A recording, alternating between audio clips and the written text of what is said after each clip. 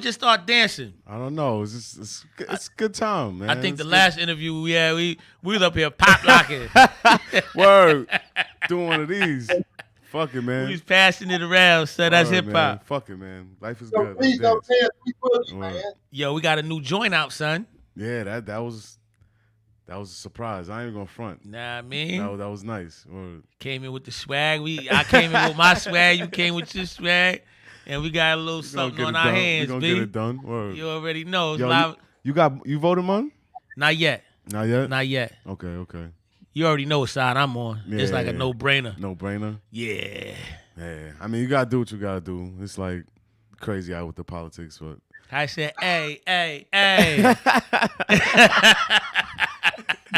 word. Yo, this is live at the barbershop, son. Yes, sir. Super dope interview today. Yeah. Great guy. Great guy. Know what I'm saying? Word. OG. Yo, Nino cappuccino. What's up in the building, baby? What's in the building? What's up with it? Good. Talk that Steady. shit, baby. Man, you already know from Washington, New York, man, to Long Island, man. We in the building, man. Shout out to New Jersey. I got to give some props to New Jersey, man. Shout out to all my warriors down in New Jersey, man. Straight up. New Talk York, your shit. Talk that. the projects. Shout out to my real ninjas across the globe, baby. It's global unity, man. I don't know what these busters and suckers talk about, man. It's global unity, man. Real recognize real money, you know? Early. Yo, let's jump right into it, man. Let's get it. You been around the block and aye. Yes, sir. Man, yeah, man. You know, I done crossed the globe and back, man. You know, you feel me? Mm-hmm. Coming up out the projects, man, been a project raised, man, native, man. I done been across the globe and back, man. Literally. You know what I'm saying? On some strong one type shit, man. Like really experimental as far as life itself. Mm-hmm. But I'm not finished. You know, I'm not finished, man. The book has just barely been written. I'm not finished, man. I'm not finished at all. That's dope. Yo, take us back in the time capsule, man. How was it coming up in Watts as a child when you was hitting them streets, all that pavement, that concrete? Oh well, coming up in Watts, the niggas in Gardens. Let's just say if I had to have a revamp of a childhood experience, I wouldn't want to no other way as far as have to experience the streets the way I did, go through what I did. Any other hood in America, I wouldn't want to go through it. No other hood but the mighty Nixon Gardens, man, because our projects is a universal. It's the school within itself. It's a universal, bro. You know what I'm saying? It's like you start from grammar school, from birth, and then you go from grammar school to elementary school, you know, from elementary to junior high to high school, then you graduate, then you got to go through your college course. So the projects is universal, just like a universal at school to go through your school academics. You feel what I'm saying? So it's the same scenario, but just from the street perspective and teaching you all the rules and regulations about the streets, the do's and the don'ts. You know, the game from pimping, hustling, panhandling, thievery, the criminal elements of life, you name it. You know what I'm saying? So this is why when you go through a university such as that, and then you allow yourself to be educated as well from a universal standpoint and an academic standpoint, that's a triple threat, man. You know, that's like a threat within itself because like you don't supposed to do that coming from that field, being a gang member / gangster, and then you educate yourself with the knowledge to be able to maneuver and climb in life. No, you don't supposed to do that. You're supposed to be dead somewhere. You know what I mean? Mm-hmm. So just taking you back to my childhood in the projects, man, I had a lot of fun, beautiful years, man. You know, I can just remember being a child, not having no responsibilities, first and foremost. Yeah. No mortgage, rent, no bills, no lights, gas, electricity, none of that shit. You feel just being a kid. Just running, playing, high go seek, high go get it. You know, just being a kid, man. The monkey bars, you know, just being a kid. So coming up in the projects, we had sandboxes, we had monkey bars. The projects was a built-in world within itself, bro. It's like if you're not an old school and you really not original in the origin from that projects, then you wouldn't know what I'm talking about. When they still right now today, they call us a maze because our projects is a maze. It was built based on all bricks, a foundation of bricks, solid bricks, concrete. Fire couldn't burn them some bitches down. This is how strong they are. So it's like, it was built like a maze for us where we started out, we had brick walls. That was our protection from the outside, specifically the police. 2, we had major palm trees everywhere in the project. Big, large, humongous palm trees and trees. So the trees hovered over the buildings, which means what? The helicopter couldn't see down up in there. You know what I'm saying? So then we had the exchange of community love from elders on down. If one of us was in trouble, we was running from the police, we just ran to another unit, ran out the back door to the front door, and we gone, we out of there. It was that type of love, that type of community. And then if you did wrong, Miss Green sitting on her porch right now, Miss Green, every bit of 70 years old, Miss Green gonna tell you, come here, come here. You're gonna be like, you're gonna come out of your gangster character and your gang member character, and you're gonna walk over there, yes ma'am. And she's gonna say, I'm gonna let you slide this time, but don't you do that again. But Miss Green can whoop our ass and then take us home to your mama. See, it was that kind of love community. So that's the community I grew up in when we first started out in the early 70s, from 1970 on up, rather. And then when we went into the trenches, becoming introduced to making a choice and a stand between the gang theory started flourishing in 1973 and 74, when Raymond Washington, first and foremost, Raymond Washington was of Crips. It was not a gang, it was community revolution in progress. So it was like this, they were building a structure reflecting off the Black Panthers since J. Edgar Hoover came in and put the move down, smashed on our black folks, took them out the box like they do all our great leaders, you feel me, with his fat chunky ass. So when he put that order down, they picked up the baton basically, which was a beautiful thing. And so that was our next big movement as pro-Black in the city of Los Angeles and just the city of Oakland, just period, on the West Coast. So when the Crippin' started taking its turn, when Tookie got involved as well, and Tookie, which was from the West Side, so a lot of people didn't understand the separation. One was from the East, one was from the West. They both went from the same side, the same sector. You know what I mean? Okay. And he wasn't the founder. So it's like, there's so many different stories of this. You feel me? So just giving you my history and my origins and knowledge of it, knowing both of them individuals personally back in the days in the game coming up. So I'm not a nigga that's talking because I was a young cat, I wasn't around. I was in the trenches. I was 14, 15, 16 years old in the trenches behind them old dudes right there, first generation with my big homies, first generation, banged out, getting it in. So I'm telling you what I know from logical facts, not illogical.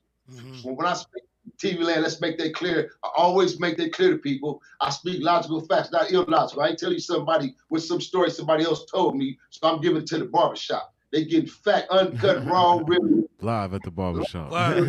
Don't talk about live. Yeah.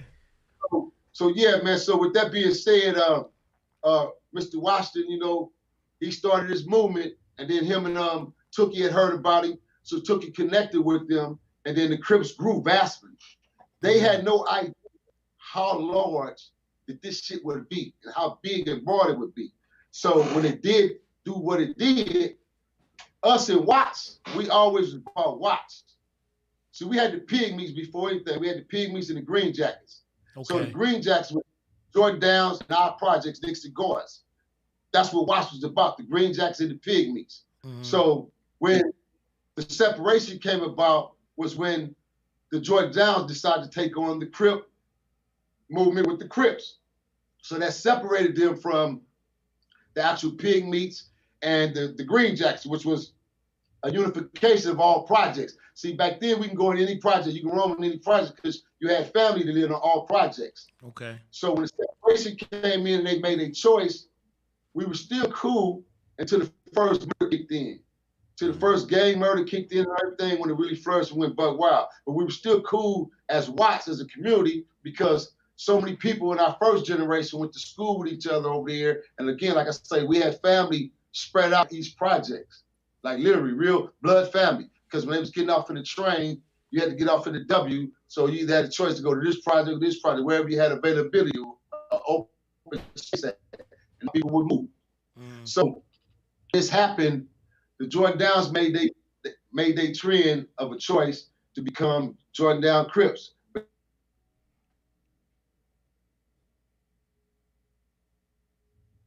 A 1-2. I don't know what happened, but y'all see who we got on here, B. Nino Cappuccino, man. Yo. But they established we back, baby. With the purple rag, which separate them from the Crips altogether. You know what I'm saying? So now they became separation from the Crips like we were from the Bloods. The bounty hunters was known as the notorious, ruthless blood set that was existing at that time. Not taking nothing away from none of the blood, none of the Damu sets, because I love all my Damu homies, all my Ras, past, present, and future. I'm giving you facts and truth. And all the Damu back in the days who rode with us in that first, second generation, and that last and that third, they knew when them bounty hunters came in and you was showing you was from Paru, you was Swan or Brim, who you want to be on front line and go to war with, one of them motherfucking bounty hunters. They'll tell you in a minute.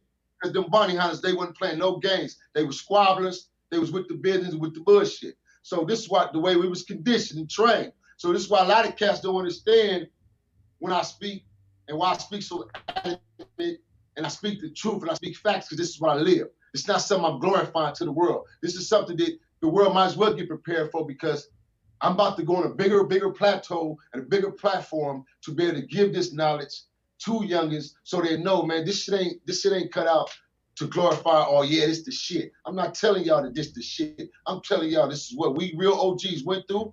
This is the trend that we had to make and the sacrifices that we had to give up and make in order for you young niggas to even tell me I'm blood. Right. I'm cuz. I'm facts.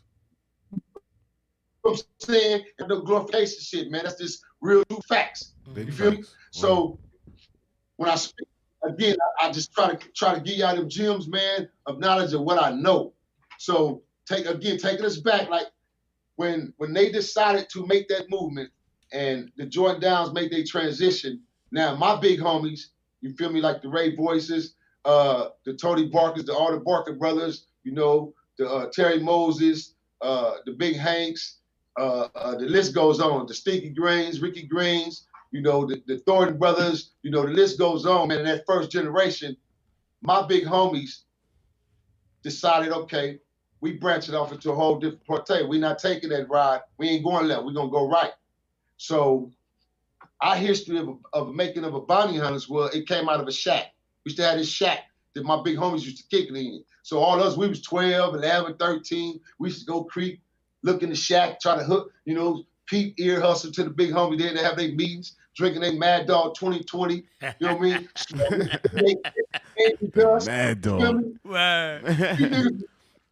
Hey, real shit, son. That's that real shit, son. And on swole, mind you, everything black back then, niggas was on swole. Niggas might not have no legs, but up top, yo, Nino, hold on, baby. I wanted to ask you about that. What kind of workout regimen did y'all have? Because, Shabby be knowing. I take all day and I be like studying who the fuck I'm talking to. Word. Every old school picture I looked at, I'm like, all these niggas is diesel. The whole team is diesel. Everybody's swole. Everybody. Yeah. What kind of workout regimen y'all had, man? Okay, we was on that straight iron, bro. Straight iron. Penitentiary iron, we call it pig iron. It's solid iron, bro. And like if you hit them yards, it was mandatory to get out. See, there's no more. This why I say, no matter how this generation ridicule or criticize what they call old heads or the past, you wouldn't have no present right now, bro. Word. And what we had in the past that's different from now is we had structure, bro. We had rules. It was a must. So on both, and that's both sides, Keyways and Damus, Bloods and Crips. We had structure, bro. They moved just like we moved. They had structure. So when we hit them yards, it was mandatory for individuals to get out, especially if you was in ranking. If you was a nigga that had a name and you had rank, then it was mandatory for you to get out there and get your grind on and get your body right, because shit coming at you. Shit's coming at you because you got that name. So shit coming at you. You ain't so much like one of the little soldiers. You feel me? A little soldier, he's a sacrifice, like the pawn on the chessboard. He's the pawn. If he get caught up, oh yeah, we'll spin his head. But look, we got that general, that lieutenant, or that sergeant over there. He golden. We get that, that's points. And that's how we thought back then. That was our mentality, red and blue. So if you had a name and you hit them yards, you better be prepared physically and mentally. You know what I'm saying? Because it was coming. Because real was going to bring it. Real niggas was coming from both sides, bro. Wasn't no Crips that was punking. Wasn't no Bloods that was punks. It was real Crips and real Bloods, bro. You feel what I'm saying? Yeah. So me coming out the projects and making that choice in my life, I knew that if I do it, watching my first generation, a lot of my big homies I just named, and them dudes being thorough, solid, up to my beast, I said, I'm gonna be like my big homies. I didn't follow no other trust. Say, if I'm gonna do this, I'm gonna be like such. Because I took a little bit from a few of my big homies. I took a little bit of piece here, like Johnny Westbrook, a.k.a. Big Bonnie Hunter Frog. There's 3 frogs in our hood. Bonnie Hunter Frog 1, 2, which was Raymond Washington. Then you got Little Frog. Johnny Westbrook, Terry Moses, Ray Boyce, rest in peace, Philip Thornton. Then was like all my mentors coming up in the game. I ran with my homies like Big Goo Goo. You feel me? Gay, which was Gregory Foster, Big Bolo. So these cats was like, we in the second generation, but my older homies, them was my mentors. So I watched their moves. I watched they get down. I watched how they structure. I listened to them, the way they speak, everything. So I adapted a lot of that shit. But what gave me a lot of advantage over a lot of my peers was I was educated. A lot of my homies wasn't educated. They go to school, they had dropped out. I had to play a double role and a double life in my household. My parents wasn't going for that shit. I had 2 parents biologically, my mother and my father. Rest their soul in peace, rest their peace, they soul in heaven. I love my king and my queen. But bro, I had structure in my house. I'm coming from a family household. If I was to tell you the story back in the days of me coming up as a kid and to become this, it's like I say, it's 2 different chapters to that. So this is why I'm sharing it. Like I had to live a double life. When I walked in that door in my house, it was yes, sir, yes, ma'am. My mom and them didn't know I was Bonnie Hunter BJ. You feel what I'm saying? It was yes, sir, yes, ma'am. When I got up in the morning, got dressed to go to school, I left the house with school clothes and had an extra pair of Pendleton or some khakis tucked in my locker. Put on my gear. Boom, you feel me? Put on my gear. School let out, I can go all the way, get 3:30, 4 o'clock and make it to the projects. I put my gear on that I had on for school, switch out, and go in the house. You know what I'm saying? It was a character role I had to play, bro, because that's just the way it was. I was loved by my parents, and I thank God that I had that love because it gave me that balance. I didn't come from that background where I was just messed up. My parents were dope fiends. My father was dope, he wasn't there, or he beat on me, or he abused me, or sexually abused me. I didn't come through none of that shit, me or my siblings. Never been abused by parents, sexually, mentally, none of that shit. We got our ass whooped thoroughly. That's called DP, discipline, America. It's called DP, discipline. You Talk can't that be a shit, kid and just do wrong. Respect.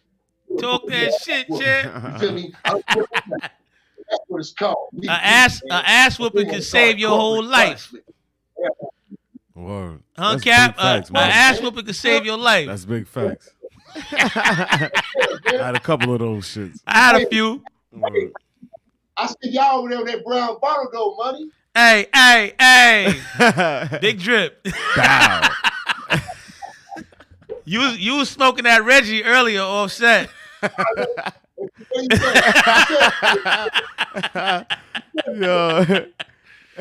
Yo, let's talk about some past, man. You got J. Edgar Hoover. My mother was a Black Panther, you know what I'm saying? And so they taught me, you know what I'm saying, how to move around. I always felt like J. Edgar Hoover was the worst motherfucker for Black people as a whole. What do you feel about that? Okay, come on, of course. That's not without question. He didn't like us at all, period. Especially anything that we stand for, let alone to make some structure and try to make an allegiance of something and come together. Hell no, he didn't like that. Of course not. That's why everything we built, he destroyed. And again, just from going from the projects and being able to experience going through college, and learning real black history and knowing what black history is about, bro, we were so lost, we so asleep. It's so many of our people that's behind when it comes to the knowledge of what we supposed to know. Yeah. It's pathetic, man. Right. Like they, they put it out there and they built this real big picture and taking the doctor. Don't get me wrong, because it's like, again, when you speak to the public, first thing people will go, oh, crazy. He was this. No, you're crazy because they asked to educate yourself. You're not knowledgeable to know what the fuck is going on. And I'm speaking the truth and facts, and you can't feather that. So now let them follow me. No. Dr. Martin Luther King was a great guy. He was a great brother. But Dr. Martin Luther King was a chess piece on their board. He wasn't for us. He didn't die. He didn't die per se for us. He died as a sacrifice because he was a piece. Malcolm X died for us, bro.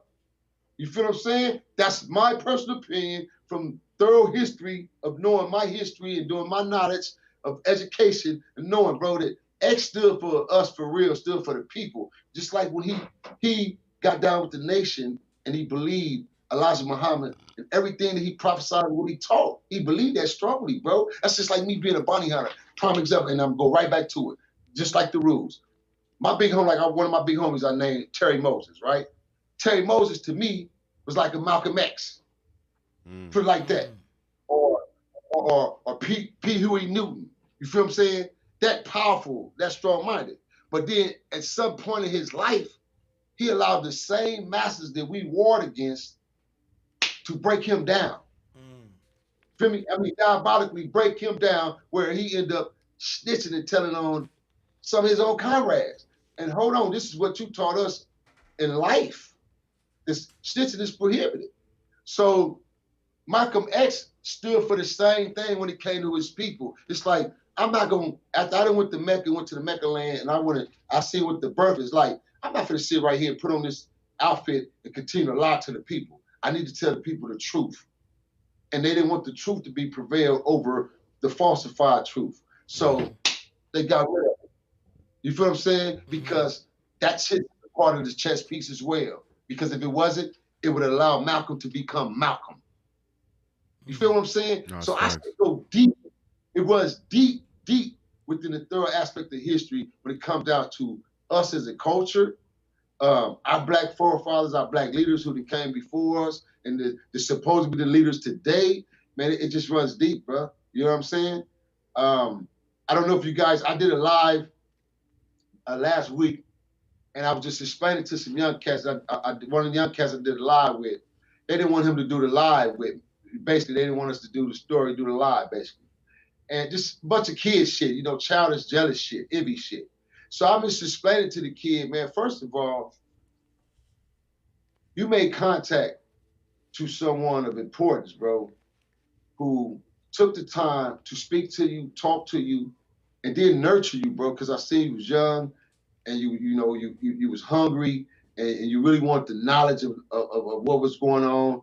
And I took the time to nurture you and talk to you and then say, well, you know what, bro? I'm going to do this in favor to you as far as, because I want to link over a few of my indie bloggers, man, who's out there who got smarter platforms. I don't have no problem with coming on you guys' platform and getting down with my bros, man, because that shows that unity, that bi-coastal unity that we supposed to show. We appreciate you, Chant. We appreciate you. Likewise, it's supposed to hate or we talking about each other, just doing what they want us to do. So I'm doing the total opposite.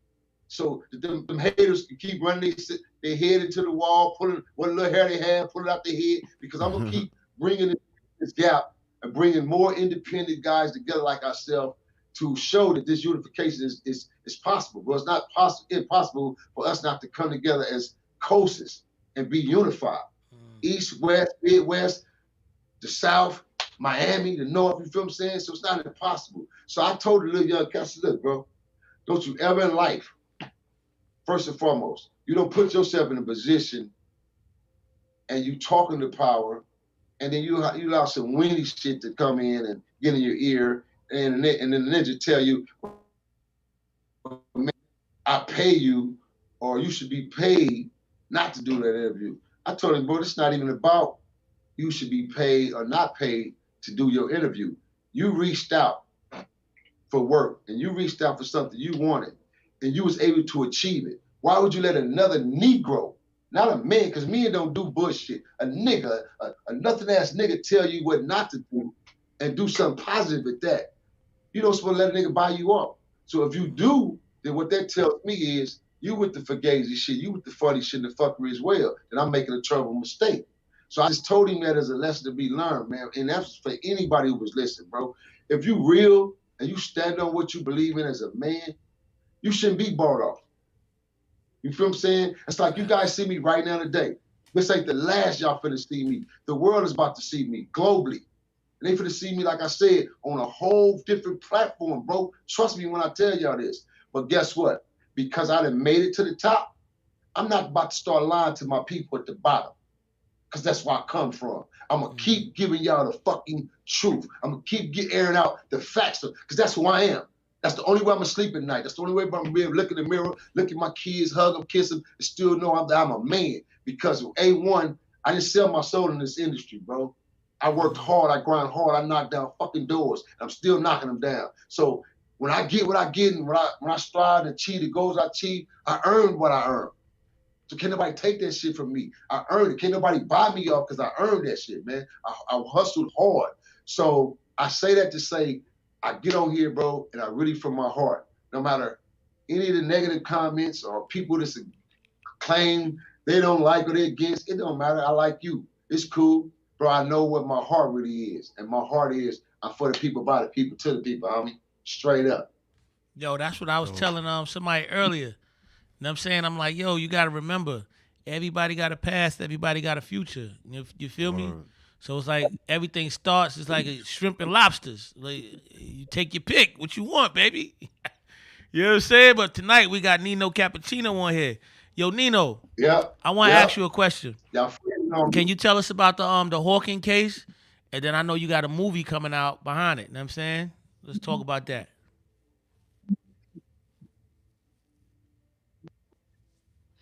Well, I have a few gems in the oven right now, man. But yeah, definitely. I saw what I said. Let me dig into that one. Let me see what's good with that. Hey, all I can say, man, is get ready, man. Like I've been telling y'all the truth. That's one of my babies right now. I have like 3 different projects that's in the can. There's great projects that I know when I hit, it's gonna be shocking to the world, but the world will receive it real good, man. But the truth, man, I have to say I'm proud, man. And, shout out to my crew. I want to. It's live at the barbershop. We got Nino Cappuccino on the line. You already know what it is.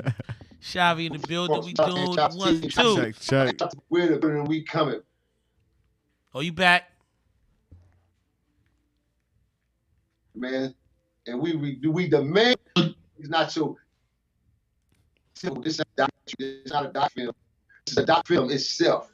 You know what I mean? And let me break down the film for you guys don't understand.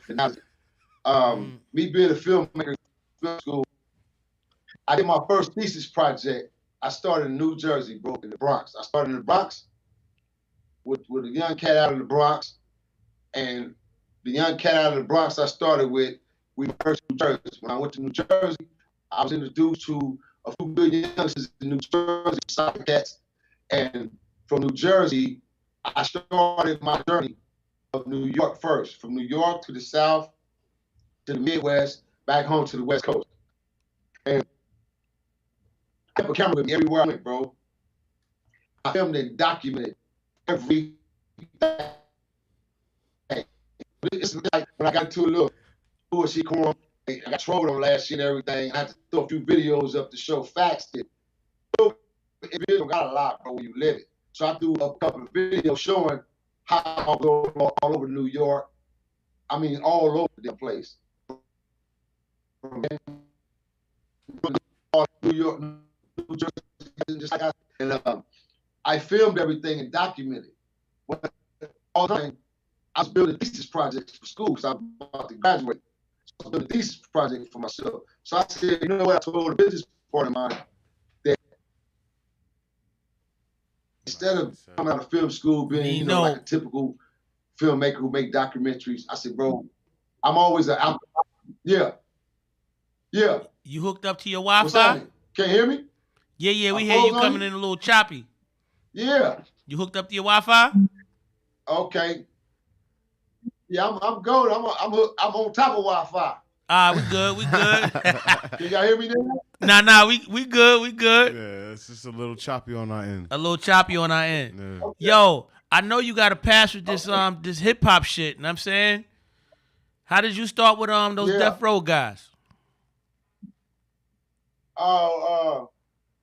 I started out, man. I got a phone call to go attend this meeting. Not going into real thorough details, but I just give you a little bit around the way. I got a phone call to go to this meeting, and at this meeting, I was sitting down at the round table with a couple of other major Mugils and major high power individuals from the city of Los Angeles, man, from the red and the blue team. Mm-hmm. And so sitting down at this meeting, they introduced me to this individual who was creating this noise and asked me, do I know him? And is he on your team? What's happening? And I was, of course not. Now I know of him, but I don't know him personally like that, man, which was AK Suge Knight. So it started from that aspect. And then I made it my way to, make my introduction that he need to know who I am. Because I'm somebody from these streets. I'm somebody from these streets, you heard? Yeah, I'm one of the dudes out the project, you know what I'm saying? As well as myself, it's many of us, but I'm one of them dudes out the next garden. He know who I am, period, point blank. So I made my way. Along with me making my way, I had my homie with me, Bonnie Hunter Ragdoll, rest in peace. And, nephew, the little relative, Top Dog, AK Top Dog, the CEO of TDE right now. Before it was TDE, it was RBD. You feel what I'm saying? That's where we started out at BJ and Dude. We started out with our first production company together. I established the production company myself, LLC'd it, the whole nine. So with that, I went and recruited a group called Swain off of Jefferson, out of this little auditorium in this little apartment complex off of Jefferson. And I recruited this group called Swain, and we signed them to a production deal with us and management. And then I took that to Death Row to get us a production deal. Of course, that production deal was put on hold, and the shenanigans was through in the game. So I had to take off my Nino Cappuccino businessman hat for a second and put my BJ character on and turn it up a few notches and went in and successfully achieved us $500,000 production deal. How about that? Oh yeah. So that's how I got Death Row. Come out. I didn't even realize I got a Death Row hoodie on right now. Word. Yeah, shout out to Death Row. Shout out to my guy Simon. I got the Death Row hoodie on, man. This is one of the originals too. Let me show you the bag real quick. Real recognized, real. Word. Yo, Nino, we got DJ Shavi in the building. Know what I'm saying? Word. Shout out to my boy. Yes, sir. Bulls. Yes, sir. You already know what it is. Yo, Shavi, you got something to ask Mr. Nino Cappuccino? What's your most memorable moment during your the music time when you was doing music or whatever? Check this out. This true fact, true story. I told this story on Gangster Chronicles, well on DSN, but I'm gonna give y'all a recap of it. It'll be on my channel though. But I'm gonna give y'all a little sample of one of my most memorable moments, right? Don't worry about it. Don't worry about it. It's all right. Somebody called me on my live. So look, check this out. Tell them you on live at the barbershop, man. They gotta hit you back later, baby. But I don't know. I was saying.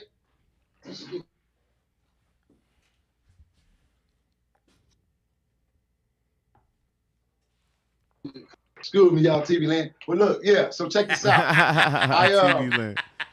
Like that. Oh, bro, I gotta take this. No. So you good, Nino? We on here, baby. So I hold on, bro. Let me take this call. Go ahead. Y'all know what it is. Live at the barbershop. Bow. DJ Shavi. Bow. I ain't gonna hold you. Me and Shavi got a motherfucking song that's kind of fire.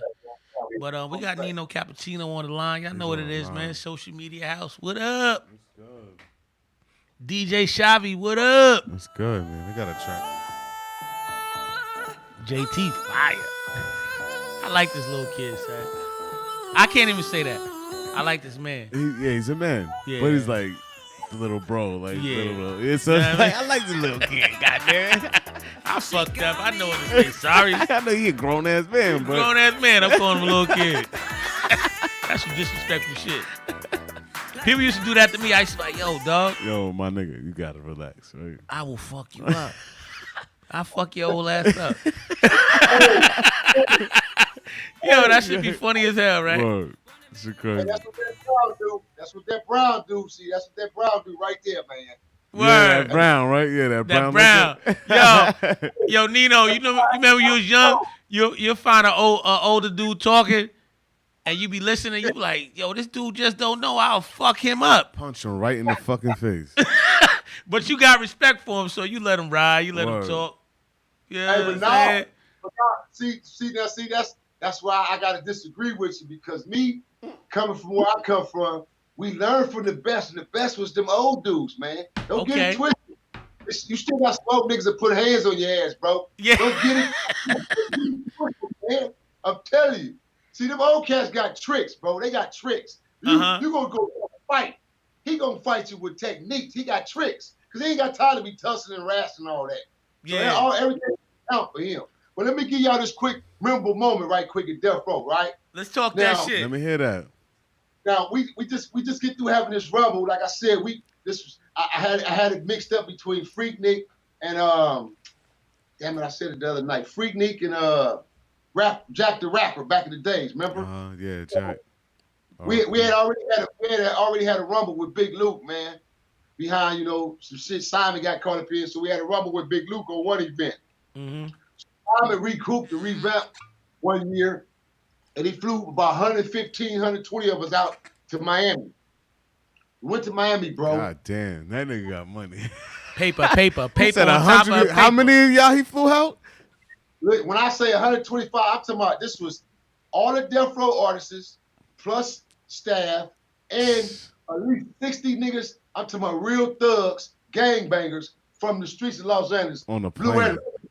Not to throw a monkey wrench in this shit, but how the fuck did that plane ride go down? I know you. All right. Check it out. I know they tore that shit up. I know them students they was like, yo, I quit. Niggas went out on different flights, right? Okay. What happened was, from the very beginning, he threw a meeting. And he called a meeting, dog. And when he called a meeting, he called a bunch of heads from different areas and specific hoods. You know what I'm saying? So when he called a meeting, we all come together. Then we went and pulled a few soldiers out the hoods. And so then he made sure everybody got tickets, hotel accommodation, the whole nine, right? Sarita, which was one of his bras at the time, worked for Death Row. She the one that did all the paperwork, everything. I'm tell you true facts, because I had to cuss her out about my hotel wasn't ready when I got there, and I was shit mad. So everything was in an uproar when we got there because there was so many people. So they had all our shit mixed up. So when we got there to Miami, bro, the day one, the first night, it's going down, it's cracking, it's popping. Dr. Dre, Snoop, Dog Pound, Lady Ray, that was the hottest shit right there. We got a major concert later on that night. Major concert. So it's 4 or 5 dice games going on. You got the Outlaws, not the Outlaws, you got DJ Quick and them over here, couple of cats over here. That's crazy. We talk about major dice games cracking. We in this big gymnasium where we finna perform at. We get ready to do sound check. Mm-hmm. So all of a sudden, I'm standing around one of the dice games. I'm just looking, checking out the homies and shit. I'm on point. So basically, I'm not in the dice game participating and like that. I'm on my shit. So I'm looking around, observing. Everything in there is Death Row. But when we got outsiders from Miami, Louisiana, Texas, New York, all kind of motherfuckers that rock with Death Row, they in there with us too, that Simon allowed to come in, you feel me, for us, like little fans and shit like that. So them niggas, street niggas, them niggas in the dice game with niggas. And it's I'm talking about $1,000 a roll, $500 a roll, $200 roll, dice game over here, 50 over here. So all of a sudden you heard the doors bust open, bloom, bloom. And you see two niggas running hard ass. And I look, it's my little homeboy, rest in peace, Flipside from OFTB, and his dads. They hauling ass. It's Miami PD chasing them.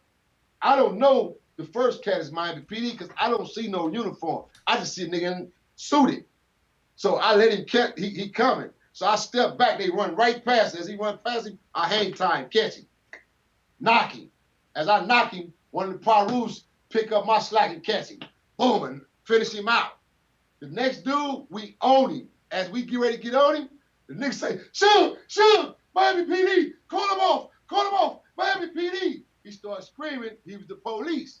So we stopped in our tracks and we looking at the shields like, it's the police, back up, y'all, back up. So we stopped. Okay, we back up. Boom. So we leave from sound check. From after that, we leave for sound check. We go to a club to do a walkthrough to spend like an hour or two, right? At the sound check. So we go to this club. While we in this club, bro, Kid and Play. Kid is in the club with his little light-skinned chick he was fucking with the Kid had. It's him and a couple of his boys out of NY. Play. Yeah. He didn't even call him by their real name. He said Kid and fucking Play. So we in the club. Now, back then, everything was Death Row, bro. You know what I'm saying? You know, if it wasn't Death Row, it was Bad Boy. Feel me? If it wasn't Bad Boy, it was Def Jam. So these were like the three major entities that was really, really clogging the streets back then. Then you had Rapper Lot come up from the south. So now you got Rapper Lot closing in from the south. Then you got the guys from the north, up north, far as like Miami and shit, that's coming down, collaborate through New York. So the shit is like trenching down. So we go to this club and we in here popping in this club, man. We just chilling. Me and Big Wad standing right here. Big Wad, me to shout out to the young homie Big Wad. Big Wad standing right here from the rap group is Big Wad, my little homie Lil Stretch, G Pops, and Dog. It was help me out there, TV Land. Y'all remember back in the days when Bloods Banging and Wax. They was one of the hardest rap groups out, man. Them four dudes. Not the Young Soldiers. God damn it. Anyway, they had a rap group. They was signed to Death Row. Them niggas. Yeah, G Pops stepped to the chick because the chick kept looking. Basically, the chick was on G Pop's head, like, so little G Pop stepped to her. And when he stepped to her, Kid said something to G Pops. And Kid's like, you know, hey, check this out, blood. Don't holler at me. Get at your bitch, blood. This, whoa, this, you know what I'm saying? This weirdos, blood, like banged on it. Like some West Coast. Kid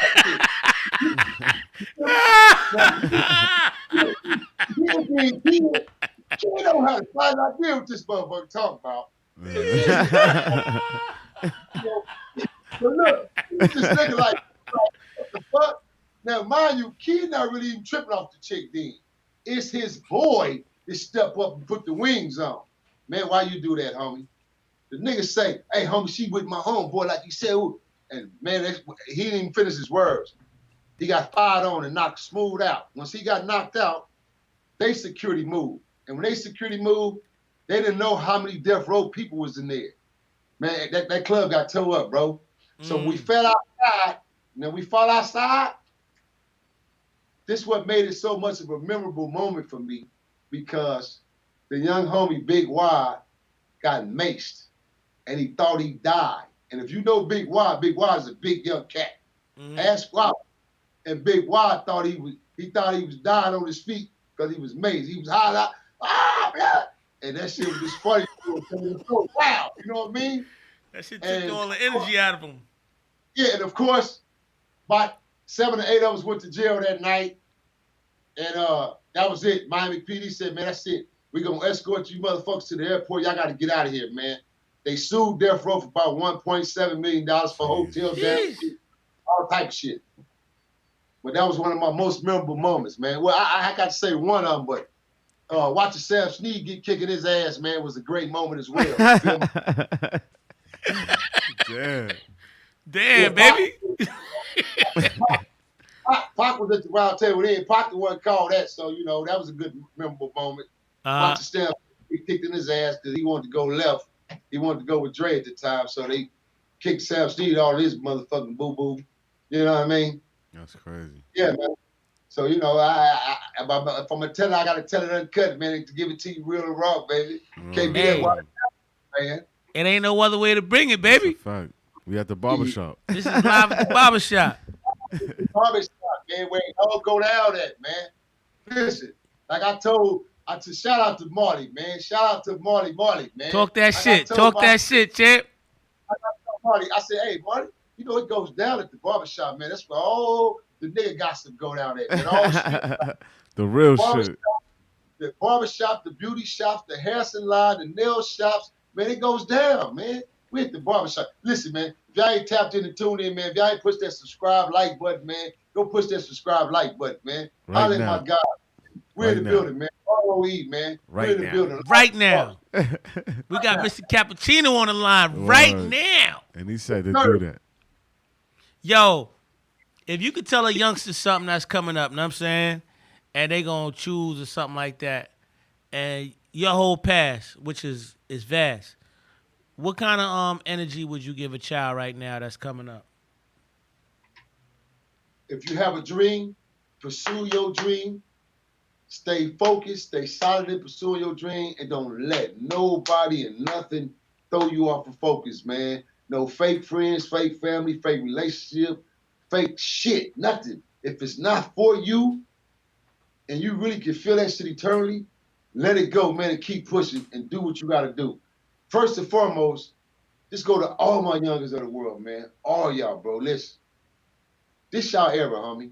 This ain't my era. This ain't the other OG's era from first and second generation, bro, and the last of the third generation. This is not our era. This is fifth, sixth, seventh. This is y'all generation and y'all era, man. My advice to y'all, dog, is take back your fucking true identity as men first. No matter what Facts. color and creed. Big facts. Take back your identity as men Word. first. No matter what color and creed, I'm going to repeat that. First, take back that identity, man. Because we as black men, we have been culture jacked. I'm sorry to say. We have strictly been culture jacked. Hip hop has been good to us. It has been a blessing. Then it has been fucking harmful to us. You know what I'm saying? But we have been culture jacked. So please take back your true identity as a man first. Second, educate yourself, homie, because that's your power. This, not the gun, not them fucking pistols. Any motherfucker shoot a gun, bro. Excuse my French, but I'm just giving it to you You raw. can curse on live at the barbershop, baby. Nah, do what you want. We It at ain't the no barbershop. boop boops in this motherfucker. Word. It's uncut then, man. That's why I say for the people, by the people, to the people, man. Uh-huh. Raw and ready. So the guns is not your power, youngsters. And in actuality, that's cowardism. Because if you can't do this and do the time behind it, then that's cowardism. And shooting a gun doing 100 miles an hour with your eyes closed and you high for everything possible, it's not no gangster shit, bro. You ain't put in no work, homie. Again, when real individuals chose to take that path and go down that lane of betraying these roads, bro, and putting this work in these streets, niggas really put in work and they wasn't high off their mind. It's so many dudes that if I was to take you on death row, from death row to life sentence, prison sentence right now, dudes will tell you real true fact stories on their murders or their kidnap, robbery, murders, or ransoms that occurred, and how they were not high. They were completely in their same mind because they knew what they wanted to do and what they was doing. You feel what I'm saying? So these cats wasn't on all type of drugs. They wasn't on no angel dust and shit like that. This is why they sentences was so long and so stretchy like it was, because they had no room to be able to say, well, shit, I was out of my mind. I didn't know what I was doing. As opposed to a lot of these kids today. See, a lot of them, they could even get off a lot of these sentences if they had good representation, because a lot of motherfuckers wasn't their true self. They wasn't their true self. They had out their damn mind. So that's a part of a plea of insanity. You feel what I'm saying? So my whole thing is leave all that bullshit alone, bro. This is not the time where we should be gang banging and gangs and glorifying gangs and talking about the set in the hood, because none of you damn motherfuckers don't own shit. Now, if you can give me 20 gang members right now, nigga, you tell me, nigga, we just went and bought Walmart, then you niggas is gangsters. I'm gonna come join you niggas gang. I'm gonna come out of retirement because you niggas is real gangsters. Show me 20 that own Walmart. right now. All right, I'll break it down. Go get 3 of them that own a store in their hood right now. And they literally own it. And they trying to make a difference. So, bro, if we're not talking like that, what are we doing? That's a fact. We constantly repeating the cycle, bro. You know what I'm saying, me? And we need to break that cycle. And we broke that cycle once before. This is why it's important for me to deliver this project, The Truth, to the world. Because once this project is delivered, the whole entire world will see the whole picture.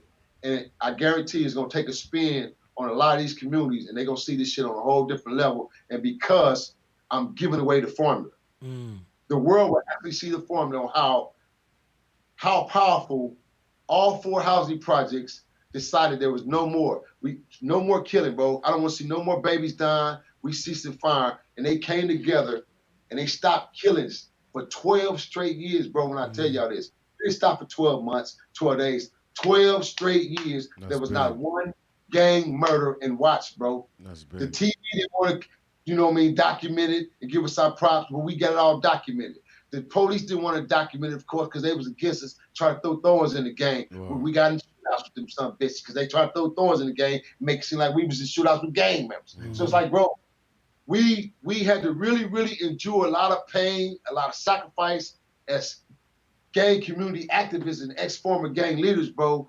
We had to take on a lot of shit and endure a lot of pain and sacrifice within the communities and the outside of the communities, dog, to bring that shit together like that so that it would be as real as it was. And we did it for 12 straight years, bro. Shout out to everybody that was involved on that committee. And they know what up. That's what's up. Shout out, man. Straight up, bro. So it's not impossible, world. It's not impossible. I ain't talking about no ceasefire. Ceasefire is for the moment. Yeah. Ceasefire is something, man, look, Minnie Joe gonna have a funeral next week, y'all. We gonna put the guns down for 3 days. See, that's ceasefire. No, we talking about peace treaty. We talking about a treaty, bro. We talking about ain't no more colors, ain't no more gang shit. It's about treaty. It's about black. It's about you being able to go wherever you want to go in any one of these communities.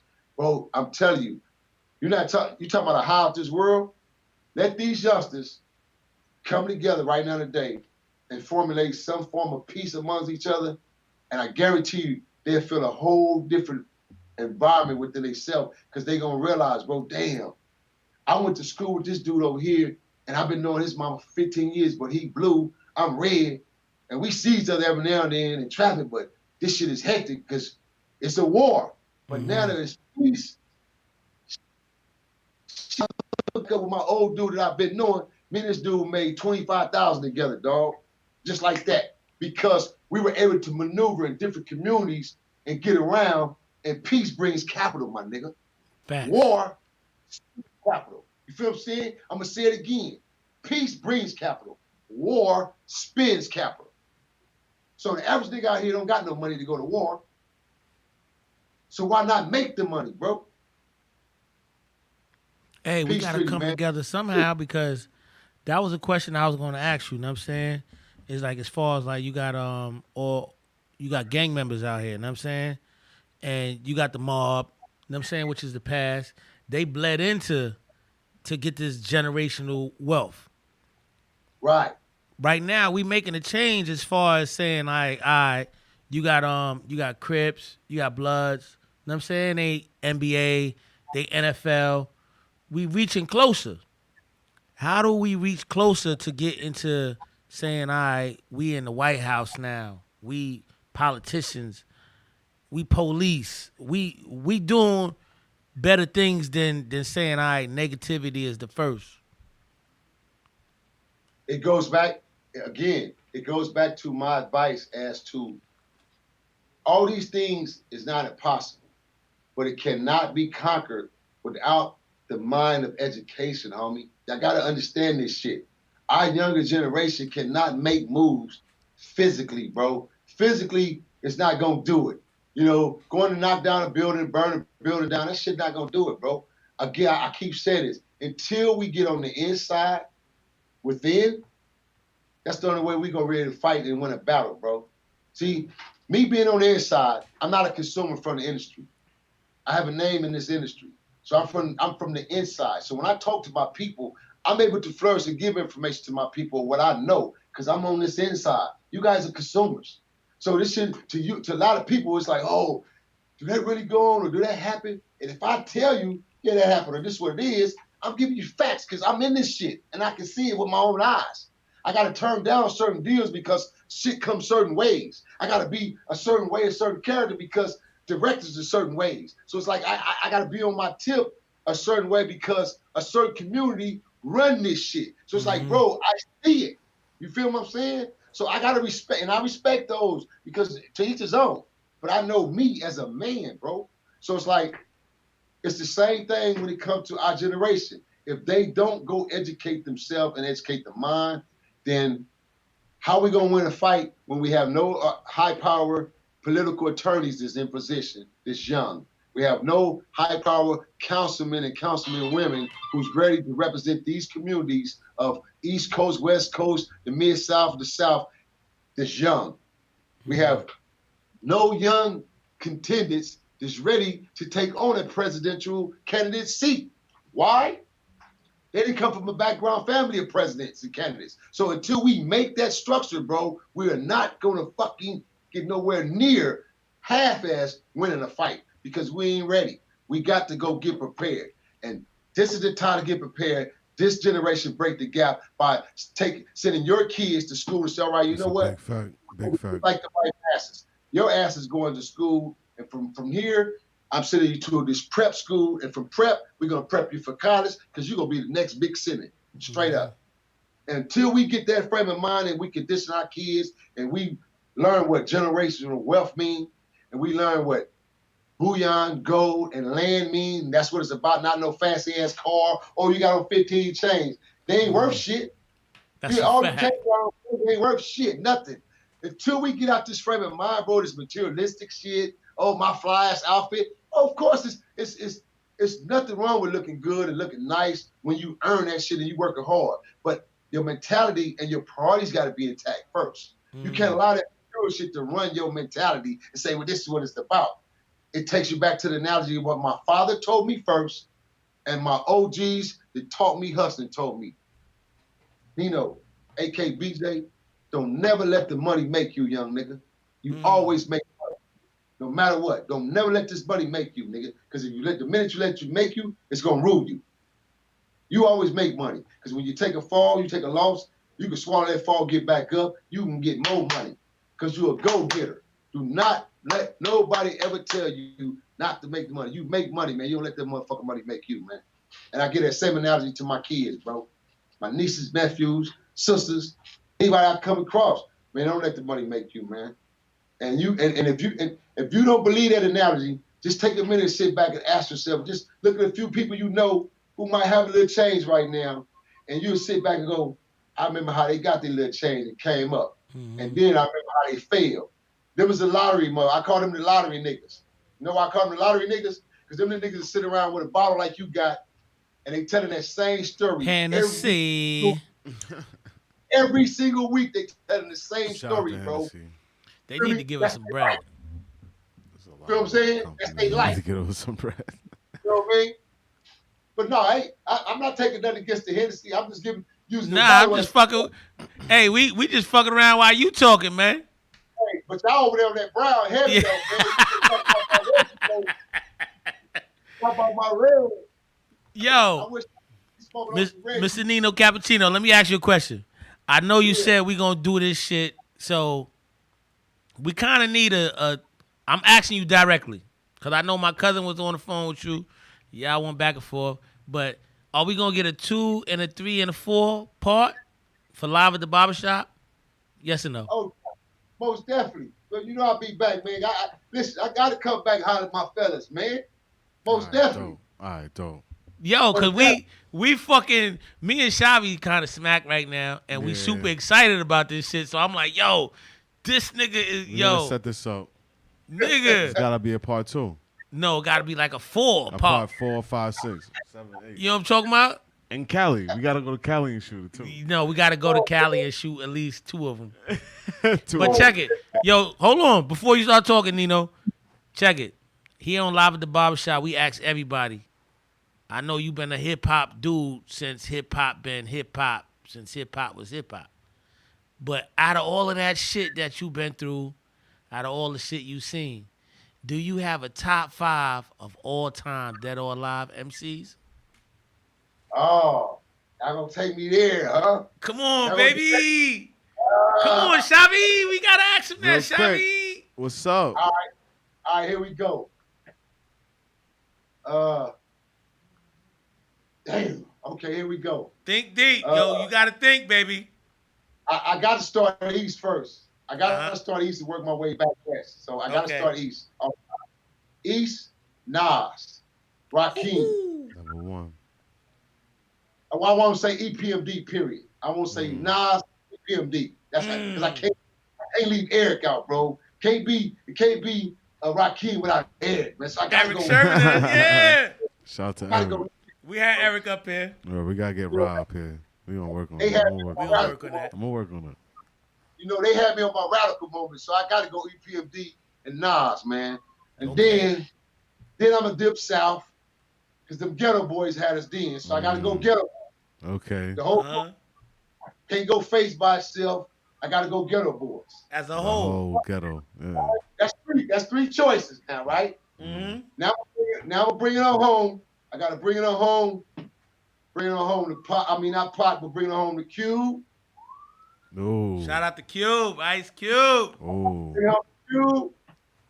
And damn, only got one pick, man. You got One a last. One left. you got a big center. You trying to go for the fucking That's gold. 4. You got one more to go. You need that Pop. ring. Pot, bring it on home, man. Hey, Hey, hey. right. I got the t-shirt on. If you Yeah, didn't I say got the Death Row Tupac, hoodie on. I didn't even. I would have been I upset. really didn't even know. Yo, hey Nino, I ain't gonna hold you. If you didn't say Tupac, I would have been upset. Man, listen, I take nothing from Big. Biggie was my guy. I was growing on the Biggie. Now, if Biggie would have put out another album or two, Biggie would have been on that list with me. But Facts. that fucking Born to Die didn't come on my tape deck, bro. I was out here, you know what I'm saying? Like, Yeah. oh, Born to Die, bro. So Biggie was on this shit, but Pac had material, bro. All these dudes I named For had days. content. They had material, bro. Feel me? So that's my top 5 barbershop, live at the barbershop, There we man. go. There we go. Yo, if we could get a fucking, cause we gonna get a bunch of these. I already know. You the guy right now, so don't get it twisted. But can we get one of them fucking special live at the barbershops, Nino cappuccinos? Know what I'm saying? So I can cut it up and do what you did, and I do what I do. Come on, man. Let's go. Let's get it. We ready when you ready, baby. What it do, TV Land? You already know, man. It's your boy, man. Nino Cappuccino, man. Rules of engagement, man. I am live at the barbershop, man. I'm here with my guys, man, the host himself, man. Listen, man. If you don't know, you better know, man. Go tell a friend to tell a friend. Tell your mama to tell her friend, man. Tell Gloria, get on her damn cell phone and call Brennan knows the ass. Tell the whole block, man. It's going down, man. Part 1, 2, 3, and 4. Matter of fact, man, they talking about a 4-part series, man. Live at the barbershop with ROE, man. Rules and engagement. We in the building, man. Nino Cappuccino, man. My guys, man. All the way in Long Island, baby. Shout out to New York, man. East to the west, west to the east. By coastal unity, man. To all you haters, man. Pow. Bow. Pow. Click, click, click. Pow, pow, pow. Bow. Yo, Nino. Nino. Yo, I love you like cooked vegetables, boy. We gotta go. What's Yo, poppin', son? you did that shit, son. Yo, Oh, son. Shit. yo, you did that shit. Yes, sir. Yo, we appreciate you, boy. We appreciate your time. Shabby about to get into a little mix, but we got another show coming on.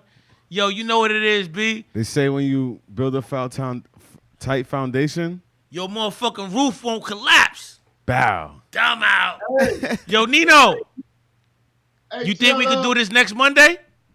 Tell Marley to give y'all my number so I can holler. Because I got an idea, so I need to holler at y'all.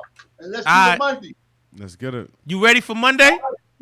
Yeah, just hit me up so I can check my schedule. Okay. You already know. We love you, boy.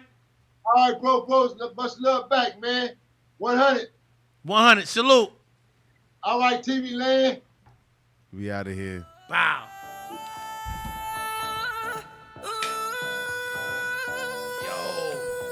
Yo, Shabby, we be doing this shit, B. We professional. We get drunk, but we be professional. She got me in a trance.